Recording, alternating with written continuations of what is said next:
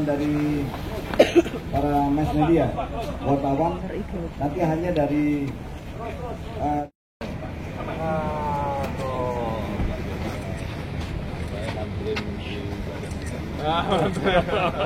ini Pak Puspo, Pak, yang punya Pak.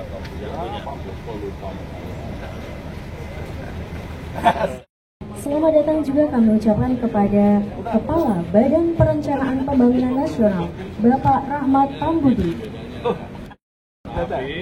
serta para tamu undangan yang berbahagia. Kita nih yang punya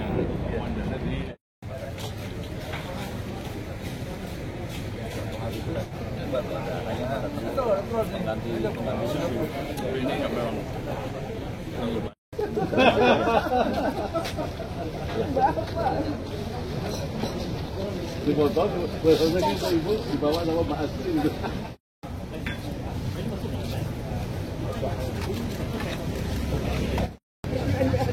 Udah Pak. Mana? Ini beliau.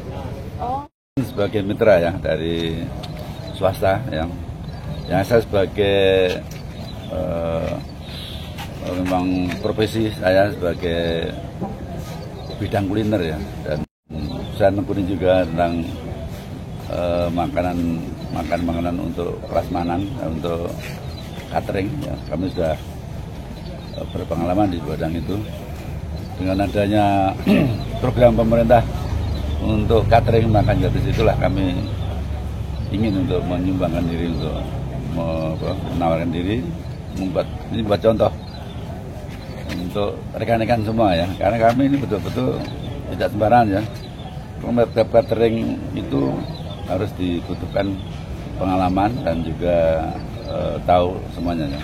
Nah ini akan saya memberi contoh mungkin sama teman-teman lainnya ya, pengalaman kami ini untuk supaya kita bisa berjalan dengan baik, karena memang jangan terus menerus hari demi hari dan sebagainya. Jadi ini saya akan ya pada masyarakat, pada pemerintah ikut serta. Jadi evaluasi terkininya Pak, ada tantangan-tantangan atau kendala tertentu jauh kan kurang lebih untuk kalau tantangan bahan baku ini semua hampir ini dari masyarakat juga. Jadi ini semua pekerja dari masyarakat semua, supplier semua dari masyarakat semua, dari sekitar semua. Jadi memang bagus untuk pemerataan ya, tenaga kerja juga, dan juga untuk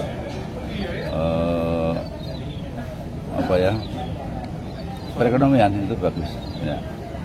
Pak, kemarin itu kan seminggu yang sudah berjalan itu evaluasinya soal waktu distribusi ini Pak ya, kalau di sini mengatasi kendala itu seperti apa Pak? Kami sungguh siap, mana sudah tahu sebetulnya, kami kan sudah pengalaman. Jadi itu mobil udah 4 ya, jadi kami ngambil 2 dapat dari 1, kami 1 untuk pendistribusian. Kita mobilnya juga cukup, karena memang waktunya jaraknya akan sama bersamaan. Jadi kita di antara yang kita distribusikan itu dekat-dekat, jadi nggak ada masalah. Pak, untuk supplier melibatkan petani juga nggak Pak? Ya otomatis lah, ini kan kayak sayur-sayuran dan sebagainya kan dari sini semua. Ya. Nanti dimanapun kami gitu juga gitu. Pak, mengingat penambahan SPPG Rencana penambahan. Oh ya, kami minimal kami ada restoran saya seluruh Indonesia itu ada 245 itu seluruh Indonesia. Minimal setiap outlet ada minimal. Ya. Terdekat Pak, mau membangun gimana? Ya kita kan ini Solo, kan pemerataan dong. Solo, ya kota-kota gede kan ada semua. Seluruh Indonesia kota-kota gede kita ada untuk setempat. Jadi kami yang terdekat Pak, ya. Bandung atau di mana yang terdekat yang kecil. Oh ya, ini kan Jogja, Magelang, Purwokerto, Cirebon, terus Tasikmalaya, terus Bandung, Sudah proses Jakarta. pembangunan? Ya ini nih, nanti kan ini kan nunggu juga kan, kita juga baru ini kan baru memberi memberanikan diri untuk swasta yang beramalan ini untuk ikut serta ya. Kita ini masih belum jelas kapan kita harus siap ya. Dengan kapasitas yang sama? Oh iya. Ya? Enggak, ini kan tergantung, ini kan satu ini kan 6.000 ya. Ini kan saya kan tahu persis. Jadi gimana supaya dekat. Ini kan ambil file yang apa yang lebih dari 10.000. Jadi lebih enak, lebih efektif, lebih apa ya, lebih taktis lah, lebih cepat daripada kita nanti dari sini sana tuh. Kalau sama untuk range anggaran gimana? Ini untuk anggaran kami sekitar, ini swasta ya, ini sekitar 6,6 miliar per 6,6 miliar ya per 2 PSG jaringan 1. Itu untuk 1 tahun? Bukan untuk 1 tahun, ya kalau bisa 10 tahun. Ini 10 tahun ya, asumsi 10 tahun. Enggak untuk perputaran itu satu bulan anggarannya apakah sudah ada range atau seperti apa? Atau dianggarkan sendiri dulu atau gimana? Ya kita anggarkan sendiri dulu, ini kan masih kami kan memberanikan diri kan untuk mau menyatakan bahwa saya siap untuk membantu ya. Saya membuat sendiri ini. Ya tapi jangan ikutan. Ya minimal kita satu tempat anggarannya sekitar gitu. Ini kan masih menunggu juga belum ada apa namanya, belum ada putusan. Tapi kan udah minimal ya ini bisa jadi percontohan gitu. Karena memang belum ada. Kan baru orang akademisi dan tentara itu kan masih belum tahu yang selanjutnya. Nah ini harus melibatkan para pengusaha-pengusaha terutama pengusaha kuliner. Dan saya beda dengan orang lain. Saya ini pengusaha yang sudah pengalaman. Kami memiliki segala-galanya seperti kami punya tim pembangunan, tim kitchen equipment, punya pabrik kitchen equipment, ya, terus punya pasta untuk masak, untuk standarisasi, terus punya cara apa sistemnya sudah ada, sistem apa operasional. Jadi ini beda dengan lainnya. Memang sampai berapa lama? Ya? Sampai berapa lama untuk tidak kemudian dianggarkan sampai April katanya? Apanya? Maksudnya kira-kira di mana? Yang keren di mana? Anggaran dari pemerintah kan belum ada. Ya, belum ada putusan. Ini nunggu. Makanya ini kan masih mau pemerintah mau mencari apa namanya? Data-data pada teman-teman. Ini semua kan mau didata ya. Mana yang paling bagus, mana yang paling menjadikan apa? Satu apa? Nah, ini salah satu kan saya kan kuliner ya. Kita membangun ini udah saya nggak lagi mengikuti data-data BGN dan sebagainya. Kan dengan pengalamannya nanti mudah-mudahan BGN juga bisa belajar asal BGN jadi nanti bisa tinggal BGN bisa menentukan berapa anggarannya dan ini yang mungkin perlu dilanjutkan. Pak, ini misalnya ini Pak, kalau ternyata nanti hitung-hitungannya anggaran dari pemerintah tidak masuk secara bisnis, itu gimana Pak? Kalau ini masuk, ya justru ini saya kan pengalaman ya. Oke. Betul, ini paling masuk, udah pengalaman. Ya pemerintah harus ikuti orang-orang berpengalaman. Ya. Kunjungan dari DPRD ini Pak, ya harapannya dapur BGN yang di Solo ini ya minimal menjadikan acuan lah, satu acuan dan untuk jadikan bahan untuk di kemudian hari ya. Karena memang masih ya masing-masing kan punya masing-masing beda-beda semua lah gitu kan. Ya. Nah kami ini memang betul-betul memang pemain catering, jadi ya tidak akan salah lagi lah gitu. Pak, terakhir mungkin terkait dengan keunggulan dari ini sendiri apa Pak? Keunggulannya kami sudah tahu persis apa yang harus aku lakukan untuk memberi mendistribusikan makanan itu keunggulan. Belum ada orang yang lain seluruh Indonesia. Kami sudah pengalaman di haji. Haji kan saya kan di sana udah berapa tahun, udah hampir 8 tahun. Ya, yang gitu.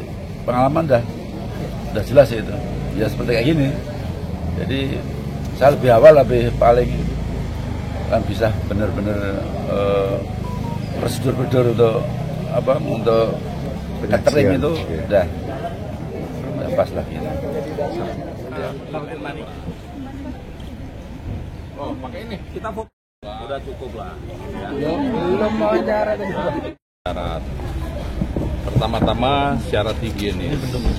Rupanya di sini ada modifikasi yang harusnya satu dapur melayani 6.000 penerima manfaat, sekarang dibagi 2. Jadi standar nasional kita satu dapur 6.000, sekarang oleh Puspo menjadi 3.000 per. Memang oh ya, per 3.000 ya, menjadi 3.000. Dari 6.000. Dari 6.000. 3.000 dari 6.000. 6.000 ya. Jadi ini sangat memenuhi syarat. Kemudian yang kami periksa juga adalah lantainya. Lantainya itu biasanya pakai lantai keramik, kemudian ada natnya, itu tidak boleh lagi. Ke depan lantainya harus tidak boleh ada natnya, karena nat itu nanti akan menjadi sumber mikroba. Nah, kemudian yang ketiga adalah siapapun yang berkunjung, baik petugas dapurnya sendiri harus pakai masker, kemudian pakai penutup kepala, dan nanti suatu saat juga harus pakai baju khusus supaya benar-benar higienis. Nah, yang tadi sempat kami lihat adalah komposisi dari sisi karbohidrat, kemudian dari sisi protein, dari sisi mineral. Nah, nanti dari ahli gizi juga akan memeriksa, tapi secara kasat mata itu sudah memenuhi. Nah, lain-lain nanti seperti dijelaskan oleh Bapak Kepala Badan Gizi, Menteri Kepala Badan Gizi sudah jelas sekali bahwa ini nanti akan menimbulkan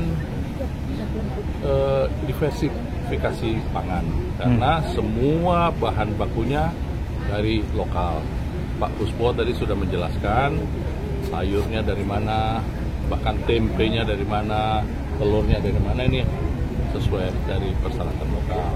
Pak Dadang Indrayuda sebagai deputi yang menangani pengawasan pemantauan, nah, beliau juga mengawasi dengan amat sangat baik. Saya mendapat penjelasan ini semua dari Pak Dadang Indrayuda karena beliau bertanggung jawab terhadap pengawasan, dan tadi juga saya diberi laporan bahwa pengawasannya juga bukan hanya pengawasan menyeluruh tapi per dapur.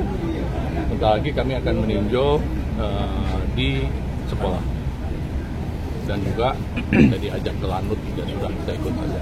Pak, ini apakah berpotensi untuk mengurangi ketergantungan terhadap beras, Pak?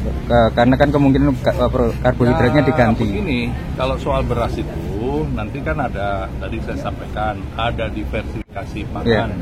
Kalau nanti suatu daerah di sana potensinya adalah sagu, ya sebaiknya memang makanan sumber pokok karbohidratnya sagu.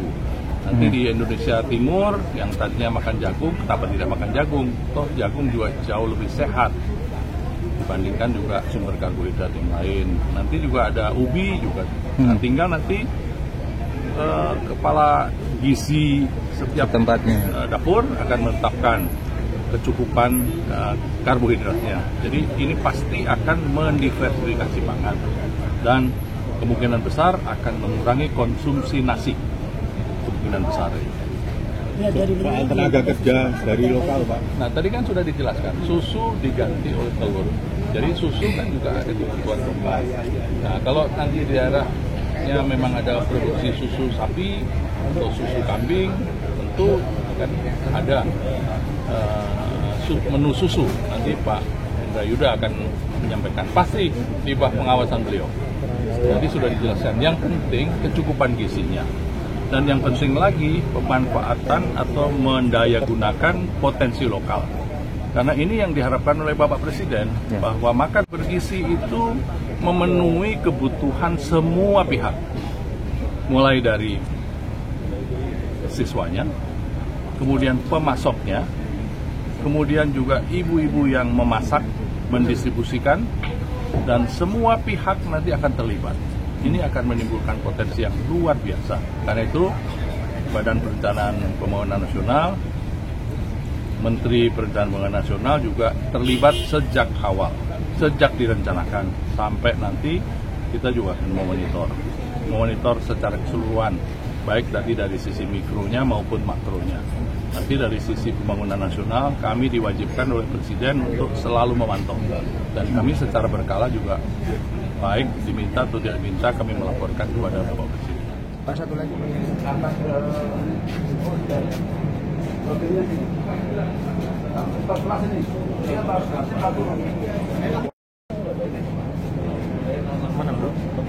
Oh, berarti sudah nggak lagi diikat pakai.